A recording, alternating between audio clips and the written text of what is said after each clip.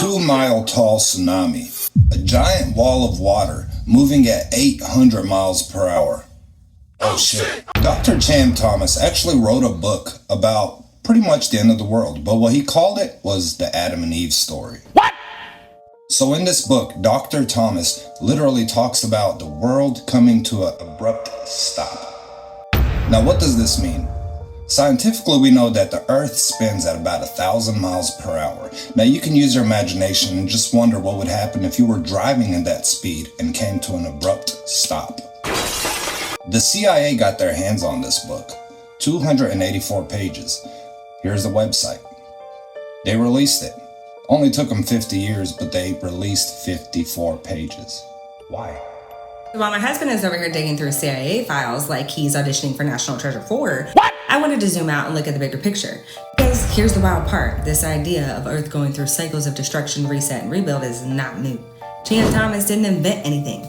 He basically said, what if I take every ancient myth ever, blend it with geology, and sprinkle CIA mystery seasoning on top? Then what? Oh shit! The Greeks actually had this concept called the Ages of Man. It basically says humanity keeps going through eras of golden, silver, bronze, and then finally Iron Age, which is the girl is ghetto out here era we're living in now. Each age ends because humans act up, the world collapses, and we get a reset. Honestly, it's like when you start a new Minecraft world because you destroyed the last one by accident, except it's humanity doing it every few thousand years. Then you have the Egyptians. They believed in something called Zet Tepi, which means the first time. Not like first date, first time, don't get excited. It means the world has been destroyed and reborn multiple times. Floods, fire, chaos, the full apocalypse package. And every time a new civilization rises, like, okay guys, we're gonna do better this time. Every time, we don't. Hindu cosmology goes even harder with the Yuga cycles, which are basically cosmic seasons. We're supposedly in the Kali Yuga, the Dark Age, which honestly tracks. Every Yuga ends in some combination of fire, flood, and earthquakes, basically Mother Nature throwing a tantrum, and then humanity gets a fresh start. It's like cosmic spring cleaning. Mysterious items, such as a 500 million year old hammer, have been found. Now you can't carbon date metal, but the metal turned to coal. So you tell me, with all the modern day events like the current floods that we're having, category 5 hurricanes making landfall, like they're just arriving to their in-laws for Christmas, like, hello, we're here, not happy, but we're here. You're not part of the family.